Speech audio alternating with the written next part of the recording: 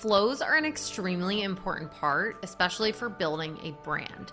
It helps to build customer trust as well as build a really great asset to continue to generate revenue without you really having to think about it, which is great. Who doesn't want that? We're going to be talking about what flows are, as well as the 10 different types of flows that Chris and I set up for our brands that are just constantly running in the background. Now, there isn't a lot that we're going to really do. It's just going to be more explaining what these flows are. Somewhere around this video, I have linked all of our different flow triggers, all of the different flows that we use and set up, as well as the text that we include in these flows so that you can take a look and tailor these to your own brand. It's pretty much as straightforward as building 10 different email flows can go.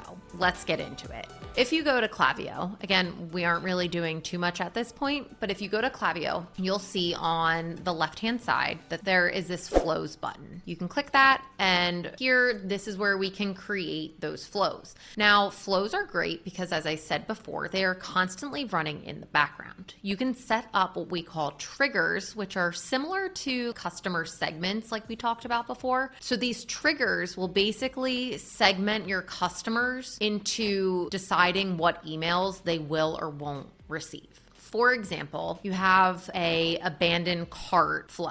This goes to your customer who has signed up for emails, but for some reason they did not check out. That customer is going to be put into that abandoned cart flow, and they're going to get emails that say, hey, why didn't you check out? And if it's been some time, hey, here's a 10% discount. Want to check out your cart now? So it segments those customers based off of the behaviors that they've taken on your site. These flows are great because they're constantly working in the background, doing all the hard work for you. You basically just have to take the time to initially set up these flows, let them run for a little bit, and then look at your analytics and see which emails are performing the best. How can we then take those best performing emails and tailor them for all the different flows that we are going to set up? So let's get into the 10 different flows that Chris and I actually set up for our brands. The first flow is going to be our welcome flow. A welcome flow is basically for a customer who has signed up for email marketing and hasn't done anything else. So they haven't added anything to a cart. They haven't made a purchase before. It's basically just introducing them to our brand and providing them with that nice welcome 15% off discount code. This is to hopefully sell somebody to eventually check out on our site. That's the whole purpose of a welcome flow. You can have other emails in there as well that are talking about your brand and your mission and the things that you want to do as a company. But for the most part, you're really just trying to get somebody to convert and make that initial purchase. The second flow that we're going to talk about is a post-purchase flow.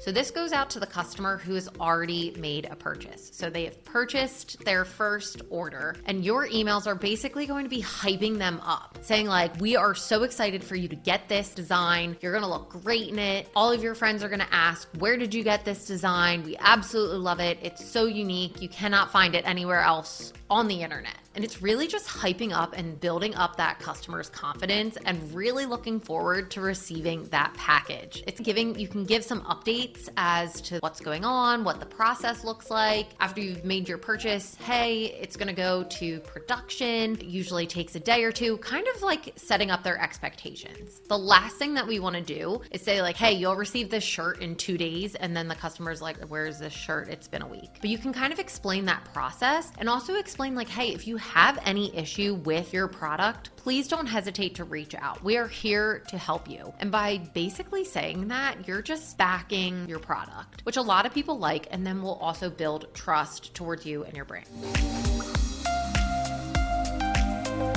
The third flow that we're going to talk about is abandoned cart emails. These are going to be customers who've started a cart but never checked out. So it's kind of reminding them like, hey, you added this to your cart. Are you sure you want to leave it here? Like, we're going to save it for you for 48 hours, kind of giving them that urgency. And if they still haven't checked out close to 48 hours, you can send another email basically saying, hey, come check out. We'll give you this 10% discount to complete this purchase. And hopefully it just gives that customer enough of a nudge to actually complete the checkout.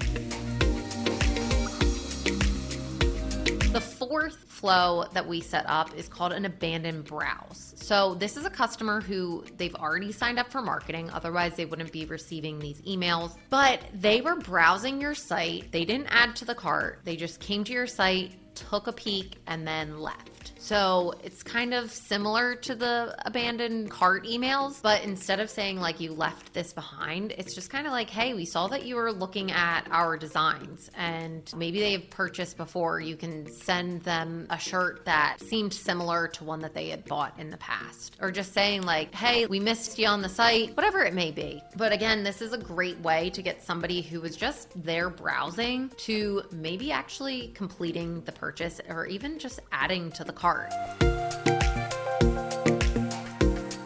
The fifth flow that we can talk about is called a cross-sell flow. So this can go out to people who have already made a purchase, and sometimes you can upsell or you can actually try to sell them another product. So you can sometimes say like, hey, thanks for your purchase. We're really excited for you to get this. Did you also see this shirt that looks very similar to the one that you purchased, or like is a similar humor type of niche shirt that they've already purchased? You can say like, you can add it in your cart and we'll give you 10% off, or we can add this to your order for this upsell. Or you can do the cross sell, which is, hey, we saw that you purchased this t-shirt. We actually offer that as a hoodie as well, or we're going into summer. Would you like to purchase this as a tank as well? And give them a little discount to maybe bump up that order and add another item to it. It can be a little tricky with print on demand trying to do a cross sell like that, but if it's early enough, you can absolutely change and edit that order, typically up to 24 hours. So it's a great way to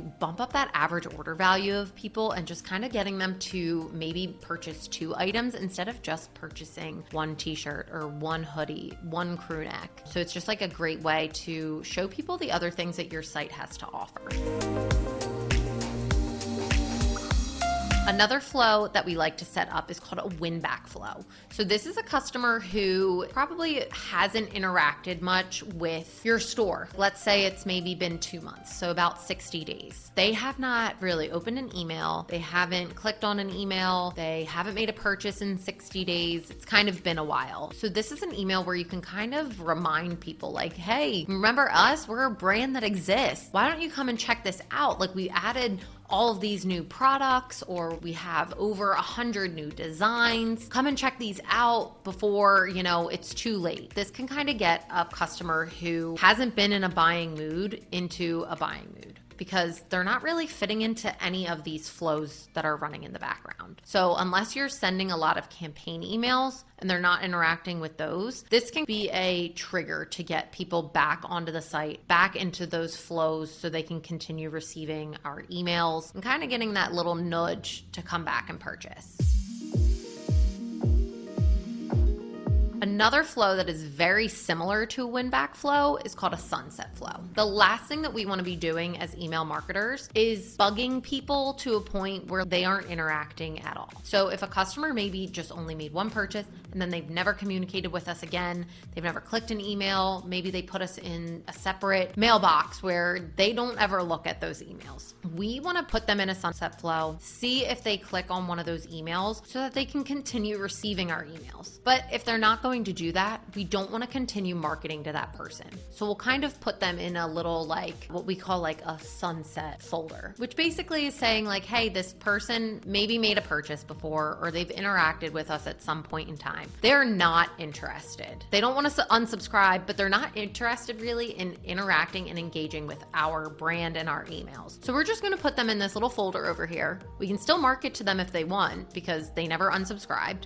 But we're sending our emails to the people who are going to engage more and are more likely to make purchases. That's the person that you want to continue marketing to, not the person who has said, I'm kind of done with this. I'm not going to unsubscribe, but I'm not interacting with this really at all. Those are the type of people that you don't really want clogging up your flows as well as your deliverability.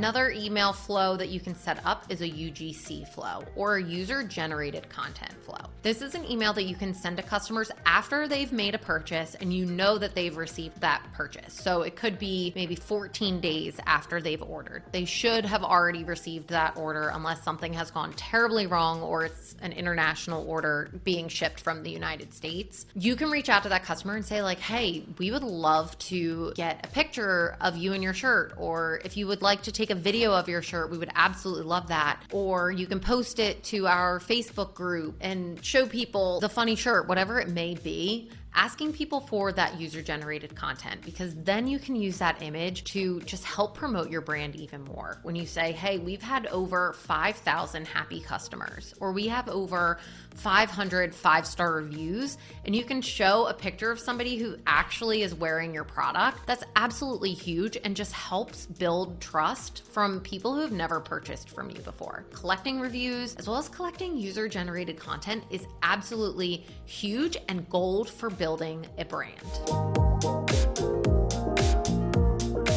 Finally, the last flow that we can set up is actually a birthday flow. It's either in the post-purchase or our welcome flow. We'll send people a birthday sign up so that on their special day, we can give them something special and hopefully they'll want to make a purchase. Everybody around their birthday gets these kinds of emails, but I think typically when it's around your birthday, you're looking to spend some money on yourself and get yourself something nice or something that you've been thinking about but haven't felt the need to buy it. This is a great way that you can send a little gift card or a discount code to your customer for their special birthday. And it's something that you don't have to think about. They plug in your birthday and it automatically sends it to them. So it's an easy way to say like, hey, we've been thinking about you. Have a great birthday. Here's a discount for you if you would like to purchase. But ultimately, we really just want to say happy birthday and we are happy to have you as a customer. But these are the different flows that you can set up that are just running in the background, going to all of your different customers. And all you had to do is put the work up front. It does take some time, but it is absolutely worth it and can generate a ton of revenue.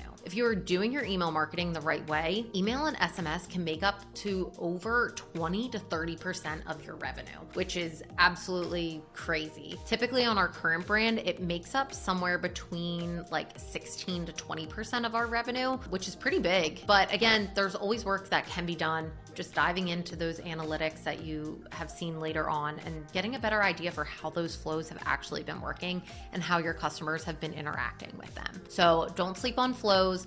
Again, in this a link somewhere around this video, I do have all of our flows, all of the triggers, how to set these up, even the text that we add in these emails. So take the time, set something up just so that something is running in the background, and then we'll take a look at the analytics and see what kind of stuff we can change later down the line.